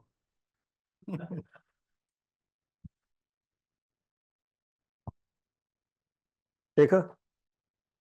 So Shekhar Shah was former Director General of NCER, so he was her boss, I think, at some point. So you going to ask her a question? No. And he also worked on Bangladesh and Sri Lanka extensively from the World Bank. Shekhar. But you can't forget that you were also her boss. Yeah. So, see, I would ask a very easy question. So it's great to be back in a conversation around the region. And I really want to compliment my good friend Sanjay for that. He said that he is an optimist, which is great. But I don't see the conundrum. And in a sense, this reflects what Lavish has also said, that if you apply the policy options and suggestions you've made, they really have been known in each country. And if each country does better, at following what its experts and some of its policymakers know, the region itself would be very dynamic. And so the conundrum really is, I think, more the politics of it, more the leadership or the lack of leadership that the biggest country in the region is providing, the opening up of borders, the diminution of political and military differences. I think these are the factors that really are preventing the region. And while it's great to be in this conversation, and as some of you know, back in the 80s, I probably made grants worth $5-6 million to various organizations around the region to promote regional cooperation and integration. The only two things that worked was the River Waters Treaty, because we brought Nepal and Bangladesh and India together, and to some extent, the energy sharing that the World Bank has actually promoted in the last few years between Bangladesh and India. So the question, Sanjay, to you, and really since you are going to be writing a book or are writing a book on South Asia, is to focus more not just on the diagnostics, which I think you spent about 2/3 of your time on that, but more on the kind of key triggers that could actually improve each country in itself and therefore the region. And of course, that means talking about trade issues, talking about supply chain issues, things that, of course, East Asia has had a lot of time to show the potential of. So a plea to you, Sanjay, that as you write that book, focus more on the individual constraints in each country, but then they come together where there are cross-border issues, where there are migration issues, where there are identity-driven majoritarian politics issues, which are really reducing the trust level in the region. And we can see that, for example, in the in Yunus talking to Xi about Northeast India and suggesting that Bangladesh is the only connection to the sea channels. I think that question maybe we can ask Mustafizur to also Mustafiz could also probably to intervene. Speak to that. But you can see what's going to happen if India doesn't step up to the role that it should be playing in the region. We'll take one more question and ask you to respond. Sure. At the back over there, Ria. So she's been working a great deal on the regional cooperation. Go ahead, Ria. Dr. The question is, I was just curious to know about your thoughts on SAFTA. India is signing these broader Indo-Pacific trade agreements, often called limited FTAs, and there have been limited efforts to deepen linkages through SAFTA. Is there any future for SAFTA in the region for trade liberalization, or do the countries look another way? Thank you, Sanjay. Okay. And we'll also ask Mustafizur and Nazish and Anushka to pitch in if they would like to. Absolutely. So I'm sure we'll have time for another round of questions if there are any. But I want to thank all my friends for very perceptive and very focused comments. I think it reflects the richness of all the work that they are doing and the thoughtful people that all of them are. Now, so I kind of, I don't really, I think I agree with everything that they said. So I will not attempt to answer individually. So let me go directly to the questions that were asked. And the questions were, so Lavish's question about what's the point, right? At the end, we know it's the political economy issues. So, I mean, in a sense, that's what we do, right? We do hammer away at all the good things or what we should do, the technical part of the work. And some politician even said to an economist, look, you do your job, I'll do mine, right? You give me your best analysis. Let me handle the implementation and the political economy part of that. You can give me first best, second best, third best, but then rest of it is my job. Don't try to do my job and I won't try to do your job. That's one way to look at the issue. The other thing is that actually some of the issues that I brought up and my friends also commented on is that we're actually now the macro economy is kind of new in South Asia, as although notwithstanding the fact that Pakistan has been there 25 times, but I think the confluence, the fact that these crises are happening together and in the midst of a very difficult and worsening global environment, I think it is bringing the focus back to the macro in a way that I haven't seen, in the last 20, 30 years in South Asia. And in that context, I think some of the technical issues that we're talking about, I think I have a direct issue with Pakistan on debt restructuring. I have asked the finance minister of Pakistan in Washington that why aren't you considering debt restructuring? And of course, he won't say it. Debt restructuring is always should be done secretively till you announce it. But I think there is a fundamental technical issue. I would like somebody to answer why they are not doing it other than the political answers, right? Because I do not think they have $125 billion for the next 5 years in gross external financing needs. If they do, then, and as I have predicted in my Peace and Project Syndicate, the alternative will be to make trips to Saudi Arabia, to Beijing, to UAE, and to new benefactors. You keep doing that. So that's what the Prime Minister and the Finance Minister will keep doing, right? Will you roll over my loan? That's a primary job, is to how to keep the ship afloat rather than just call it and then say, okay, let me reduce dramatically, so for my dollar, let me make it 50 cents, 60 cents, whatever, so I can make it more manageable, which is what Sri Lanka did. Sri Lanka decided that for them, of course, they were in a major crisis, and Pakistan was very close to that too. 2 weeks worth of imports at one point. So Sri Lanka decided that, okay, I would rather pay for food and medicines for my people than pay my bondholders overseas, right? So that was a conscious decision.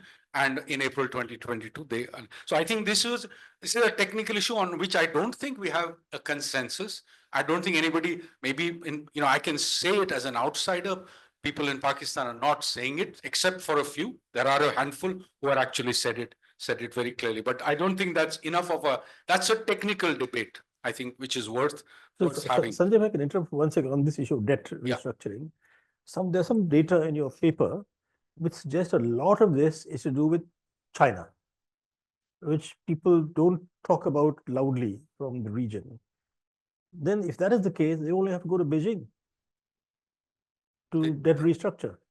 They don't have to go. No, they only have to go to Beijing to debt restructure. So, yeah, so there are numbers on exact, because thankfully now, as part of the new Concordat, or whatever the way the IMF, any new program, they have to now disclose China debt. Earlier, so you couldn't get China debt till 2 or 3 years ago. Now you can get China debt in once you go in for an IMF program, you have to disclose that. So thankfully, we have IMF programs.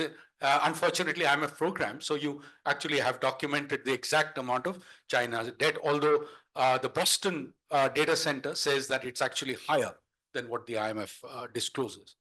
So yeah, so Sri Lanka and Pakistan and Maldives for South Asia, they do have very high share of, so the numbers are 18 to 20% of total public external debt guaranteed. So that's a very significant numbers, but they're not the only, right? So in the Sri Lankan case, there's also bondholders are a very large community, the private bondholders.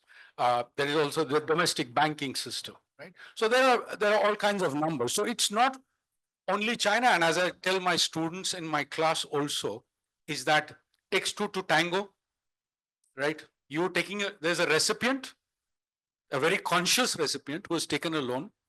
So the Chinese can only come and say, this is my offer. It's a fantastic offer.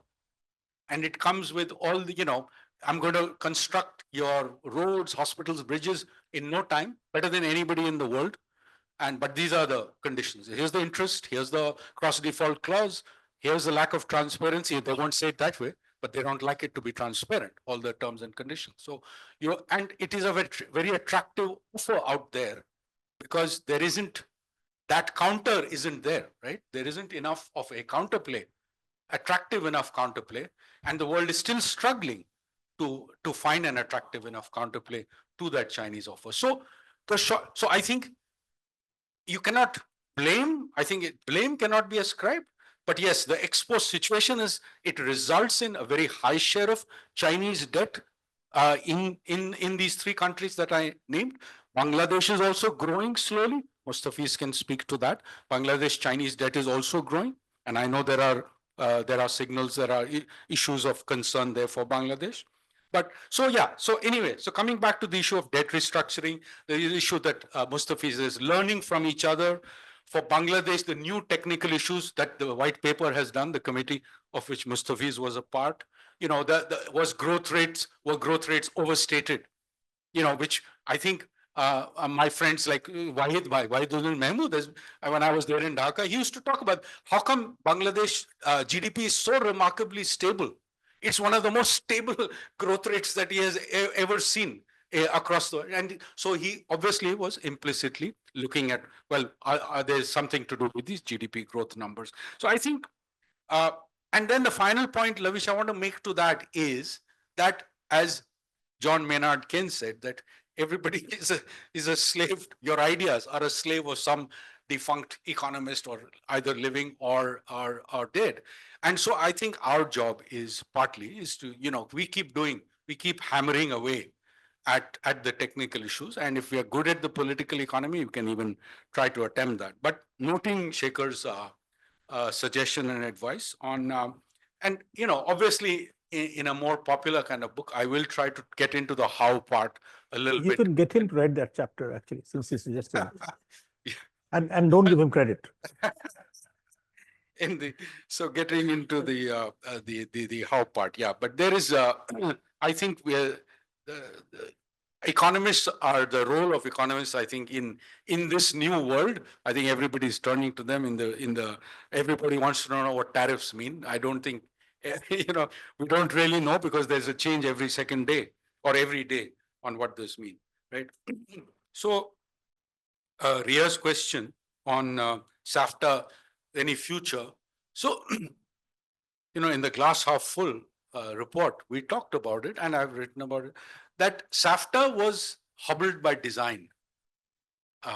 The South Asian countries may not admit it, but the fact that para tariffs were not up for negotiation.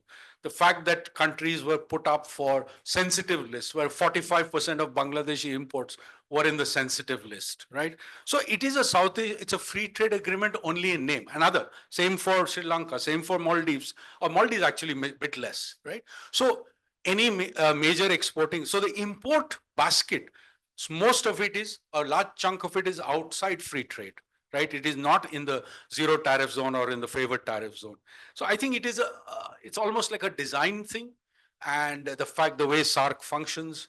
So I think till we really acknowledge some fundamental truths, and South Asian, the development opportunities keep going, begging, and we, as I think these are millions of jobs that we're leaving on the table. When we did the study based on 2015 data, it is now a decade from then, the gap was 23 billion versus 67 billion, 3 times. I mean, if you look at the growth of South Asia as a region, fastest growing region and all of that, probably that gap must be even bigger. And that's only goods. In services, it would be even bigger. We just have to look at India, Bangladesh. Sanjay, I think as the opportunity. I'd like to see if any of our colleagues have any comments to make. Nazish or Mustafizur or Anushka, any one of you? Anushka, you'll go first. Yeah, go ahead, Anushka. I think have a couple of comments. First, linked to the question that you, Dr. Mohan, raised about IMF and usefulness, and also linked to something that Shekhar brought out. So the view from Sri Lanka, at least, is that I think we need to split the macroeconomic reform agenda and the imperatives around that, the support needed for that from what happens thereafter on the growth agenda. So on the first, particularly when Sri Lanka had postponed crucial macroeconomic reforms, we took the economy to the edge because of all of the failure around public financial management, around debt, around governance. It's very hard for domestic policymakers, however much private sector stakeholders and others would have pushed, it's very hard for them to understand the extent of the challenge and the technical requirements to getting back on track, and B, doing it themselves without almost a scapegoat. So I think it really helped us to hurtfully go into this distress and then have an IMF program, and on top of that have World Bank, ADB programs, which come with their conditionalities. It really forced us to confront some of these long overdue reforms, and where, especially when there's weaker technical capabilities in our ministries of finance and so on, to really have that oversight to get some key pieces of legislation, key reforms to tighten up our macro ship. But I think an important distinction is going from that to what does it take to get growth going again. I think that is where these institutions are perhaps less helpful, and there's much more that domestic policymakers, national bureaucrats and others, together with the private sector, would need to do. And this is where I'd link perhaps to what something Shekhar brought out, and that is on the growth front, particularly trade and investment.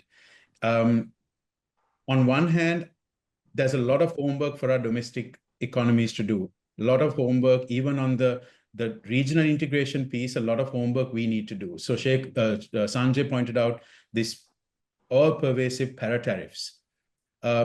If you speak to much of the Sri Lankan private sector, and we did this in trying to do unilateral liberalization, unilateral removal of those very pervasive, toxic para-tariffs, a big concern that they brought out was we don't feel that there's a level playing field in terms of border treatment of imported goods, particularly, say, from India.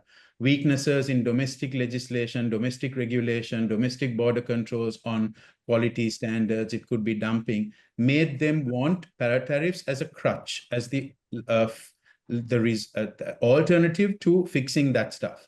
And when you ask them, okay, if you fix those, and if you fix the trade facilitation, cost at the border, all of that, would they be more inclined to let these para-tariffs go? They were.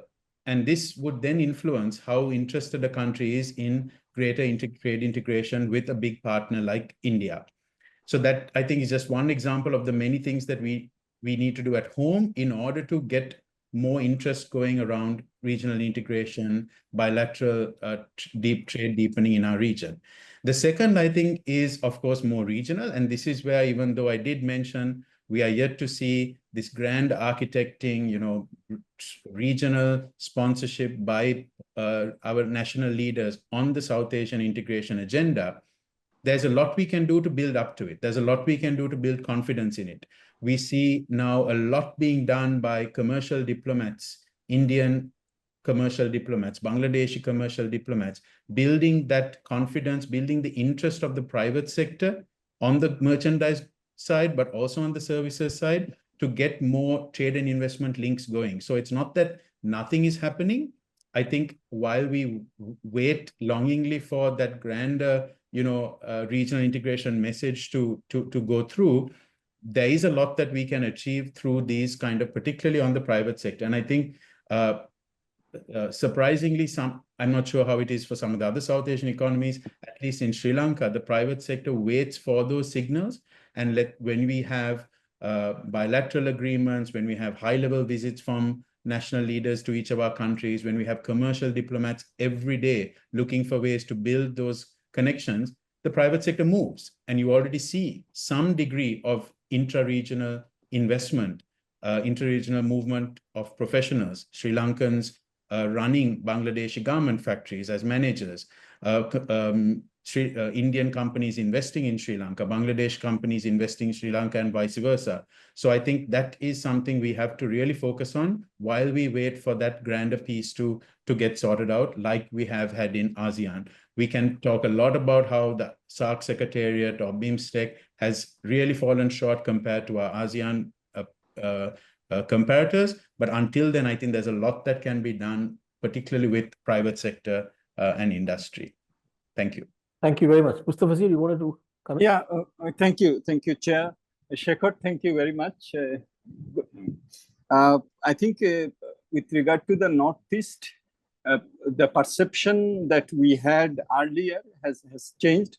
Previously, Bangladeshi perception was that if we don't give any connectivity to India from western part to the eastern part, the Northeast market becomes a captive market for Bangladesh. But then after experience, we found that that is not the issue. If the Northeast doesn't develop, then and doesn't have the purchasing power, economic purchasing power, there is nothing to sell. The purchasing power will be low. So it's in Bangladesh's interest that we help India through connectivities to develop Northeast, and that's how that perception change, stimulated the signing of the riverways connectivity, the road connectivity, the rail connectivity. Bangladesh went for the BBIN motor vehicle agreement, etc. So there was this, but unfortunately, there are also political dimensions to it, and I don't have the time to go into it. It was perceived that Bangladesh has not received enough, but has given more. Where is the the river sharing, and etc. etc. So unfortunately, when these and border killings, etc., all this came around, then there is a perception that why would we give connectivity if our problems are not being solved. But I think that there are enormous opportunities now that we have the interim government. There will be election in Bangladesh, democratic elections. People who are 35 years of age and haven't been able to cast their vote over the last 18 years, they will be casting votes. I think that there is an opportunity now to really have a win-win outcomes. And I think the economic logic are also very, telling. We are building the Matarbari deep sea port. Northeast can have, through Sabrum in Tripura, can have access to our Matarbari port. So there are many opportunities now. I think that we should use this opportunity, that we will build our bilateral relationship on a win-win footing. And I think that now is the time to really look at the Northeast, Bangladesh, and also Nepal, Bhutan, the sub-regional cooperation we used to talk about. That is 1%. The second is the Chinese. Most of the Chinese, construction, and they are very much involved in Bangladesh, in Padma Rail, Padma River Bridge, etc., etc. Lot of those, but many of these are supported by other donors. And Chinese direct loan is not that much. Even then, when Professor Yunus went to China, they had discussion with regard to deferring the payment, etc., because Bangladesh is under some pressure. I have one question for Bornali with regard to the agriculture, mechanization that you have mentioned. In Bangladesh, in spite of the growth, etc., we see that 42% of the labor force is producing only 12% of the GDP, which means that labor productivity is still very low, even 1/3 of Bangladesh average productivity. So is there any change that you are seeing in terms of that in Indian agriculture? Thank you. Thank you very much. Nazish, would you like to say something on the issues that have been raised? I hope you're still Sorry, there. was that for me? Yes, if you would like Yes. to. Okay, sure. So two things. On default, I wanted to say that even though we didn't officially default, in all practical purposes, it was a default because there were restrictions on sending money. There were payments that were due. So, for example, airlines were not being allowed to repatriate their funds. Private people were not, being able to make their payments. So it was really, practically speaking, default without the benefits of the restructuring. And the other thing I want to say, very quickly on industrial policy, is that the industrial policy that is coming up and being practiced now is quite different from the industrial policy that we saw earlier in the 80s and we saw with the East Asian crisis. So I wouldn't write it off completely. I think it's a very interesting space to watch. First of all, there is a focus on green. So there's a green industrial policy, and there the justification is because the spillovers are actually global in nature. So it's the economic spillovers on steroids as such, because it doesn't matter where those the carbon footprint is being increased, the impacts are across the globe. So in that way, there are also opportunities for funding to happen across borders to compensate. And the second interesting aspect of this new industrial policy is also that there are new tools. So, while tariffs are very much, a part of it, there are also tools that are supporting in other ways activities that generate spillovers, particularly with respect to climate. But it can also be activities, for example, if Pakistan looks at it, I think we would definitely be interested in supporting activities that promote technology acquisition, that promote value addition and skills. A lot of these activities have spillovers. So, for example, for the private sector, they really invest in skills because once they've invested in the skills, the workers can get up and leave. So those kind of interventions in specifically climate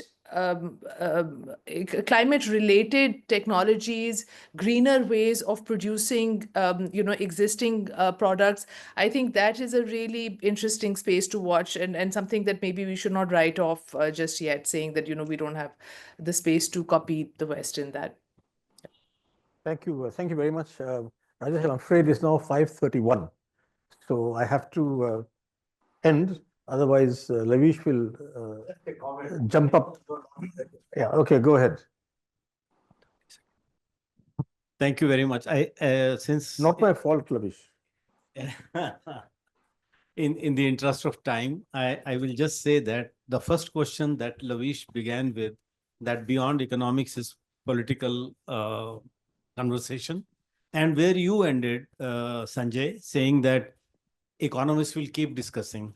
I remember I was discussing it with Professor Rahman 21 years ago, maybe 2004, at WTO in Geneva, if my memory serves me right. What I'm trying to say is that, can this discussion be widened, if not bringing in the political figures, at least the ministries of commerce and external affairs, if they were in this discussion? I don't know how much possible it is, but that's my serious, because I have been doing this discussion for 21 years now. No, Rajesh, so, they are the worst fellows to have. Okay. And now that Germany is gone. It was just on my mind. I thought they're... No, seriously, actually, I had the privilege of co-chairing sort of a framework group on Indo-Sri Lanka. I think it was supposed to be a comprehensive economic partnership agreement or something like that, back in 2004-05 or thereabouts. And as a chair of the group, I had no problems with the Sri Lankans, but I had huge problems with the representatives from the ministries of commerce and external affairs. On a lighter note, see, at that time, Sri Lankans gave Indians visa on arrival. And so they were quite right in saying, we should also get visa on arrival. No, we are a billion people at that time. They are 30 million or whatever. Yet, we were scared of giving them visa on arrival. So I went to, and so I argued with the external affairs person, said, no, then terrorists will come in from Sri Lanka. So I happened to know the then external affairs minister, Mr. Yashwant Sinha, who had been finance minister, who had worked with. I went to see him and I said, look, this is what's happening. Why can't you do that? And your representative is saying then terrorists will come in. So he laughed. Look, terrorists don't come with visas.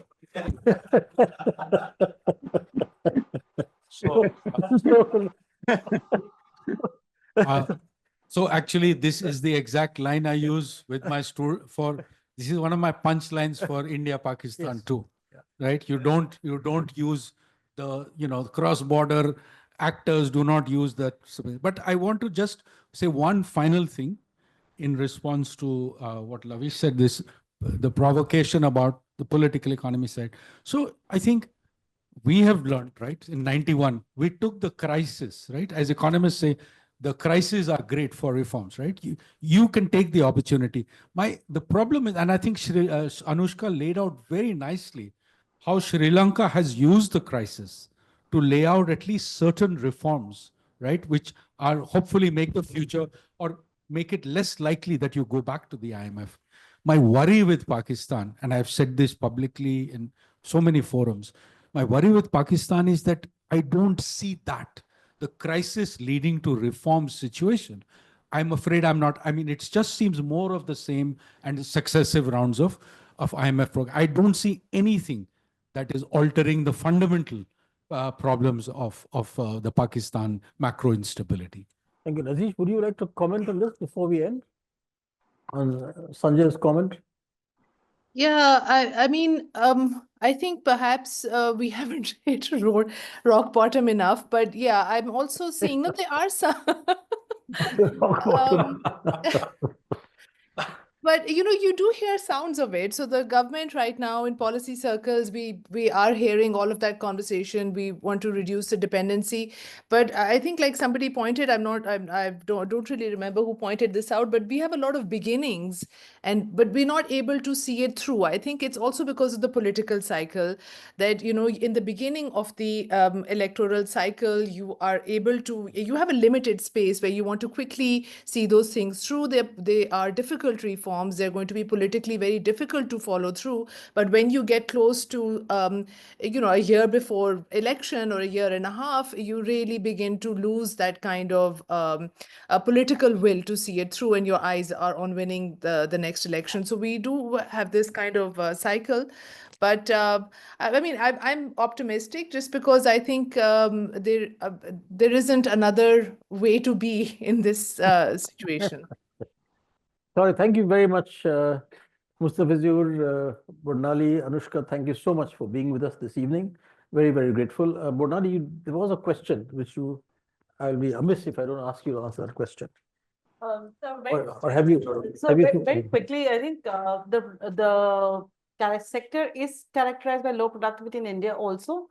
But when you look at it even further disaggregated, we find that it is the livelihoods, the livestock sector, which is the cattle, buffalo sector, which is actually showing very high dynamism.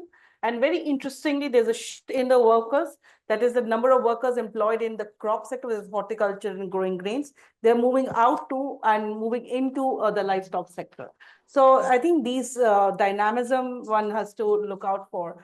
But I do want to point out that in Bangladesh's case, we find that Bangladesh's farming is dominated by quite a lot of power tillers. And what's very interesting we find is that India imports from China, but India exports to Bangladesh the power tillers quite a bit. So, so it's a very interesting trade phenomenon that's going on. Thank you. Once again, thank you very much, whole audience. Sanjay, I hate to do it, but I'm going to give you a pat on the back. Thank you. Thank you, everyone. Thank you. Thank you.